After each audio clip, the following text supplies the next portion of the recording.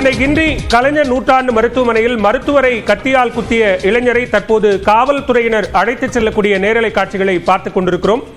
மருத்துவர் பாலாஜியை கத்தியால் குத்திய பெருங்களத்தூரை சேர்ந்த இளைஞரை தற்போது காவல்துறையினர் மருத்துவமனையிலிருந்து விசாரணைக்காக அழைத்துச் செல்கிறார்கள். அதன் நேரலை காட்சிகளை பார்த்துக் கொண்டிருக்கிறோம்.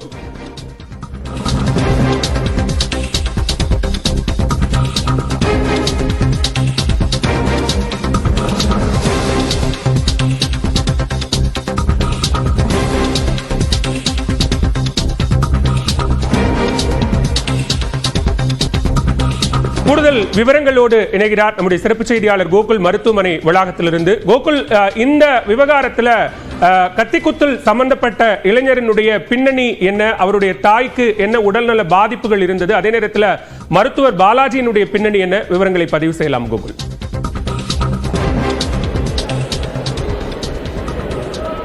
மருத்துவமனையில் மருத்துவரை கத்தியால் குத்திய இளைஞர் விக்னேஷை தற்பொழுது விசாரணைக்காக காவல் நிலையத்துக்கு அழைத்து சென்றிருக்கிறார்கள். இன்று காலையில் மருத்துவர் பாலாஜி சிகிச்சைக்காக அவருடைய தாயாருடைய சிகிச்சை குறித்து கேட்பதற்காக விக்னேஷ் உள்ளே சென்ற போது அந்த ஓபி அறையிலேயே கத்தியால் விக்னேஷ் மருத்துவரை குத்திருக்கிறார். 7 இடங்களில் இந்த காயமானது ஏற்பட்டிருக்கிறது. தொடர்ச்சியாக மருத்துவர் பாலாஜிக்கு தீவிர சிகிச்சையானது அளிக்கப்பட்டு வருகிறது. தற்பொழுது அறுவை சிகிச்சையும் நடந்து முடிந்திருக்கிறது. அங்கிருக்கக்கூடிய அந்த விக்னேஷை பொதுமக்களை பிடித்து காவல்துறையிடம் ஒப்படைத்த நிலையில் தற்போது காவல்துறை உயரதிகாரிகள் விசாரணை நடத்த முன்பு விசாரணைக்காக காவல் நிலையத்துக்கு தற்பொழுது அழைத்து சென்றார்கள். மருத்துவமனை வளாகமே தற்பொழுது பரபரப்பு ஏற்பட்டிருக்கிறது. ஏறக்குறைய 20க்கும் மேற்பட்ட போலீசார் பாதுகாப்பில் ஈடுபட்டிருக்காங்க.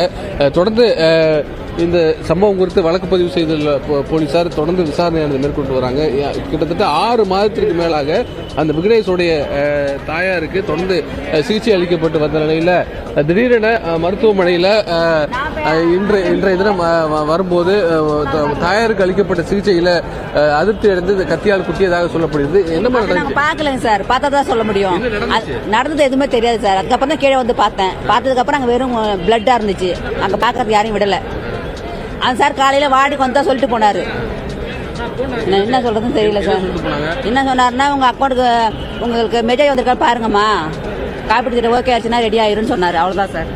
தொடர்ந்து அவர் புற்றுநோய் சிகிச்சை அளித்து வரக்கூடிய மருத்துவர் பாலாஜி இந்த விக்னேஷுடைய தாயாரை 6 மாத காலமாக கண்காணித்து வந்ததாகவும் திடீரென அந்த ஹீமோ கொடுத்ததுக்கு பின்னர் ஏற்பட்ட பாதிப்பு குறித்து விளக்கிய போது அதில் முறையாக சிகிச்சை அளிக்கவில்லை என்ற காரணத்தை கூறி கத்தியால் குத்தியதாக கூறப்படுகிறது. தொடர்ந்து இந்த சம்பவம் குறித்து ஏற்கனவே நேரில் அமைச்சர் மா சுப்பிரமணியன் விசாரணை மேற்கொண்ட நிலையில் கூடுதல் ஆணையர் கண்ணன் உட்பட காவல்துறை உயரதிகாரிகள் விசாரணை மேற்கொண்டாங்க. தற்பொழுது காவல்துறை விசாரணைக்காக இங்கிருந்து விக்னேஷ் காவல் நிலையத்துக்கு அழைத்து செல்லப்பட்டுள்ளார். பாலா.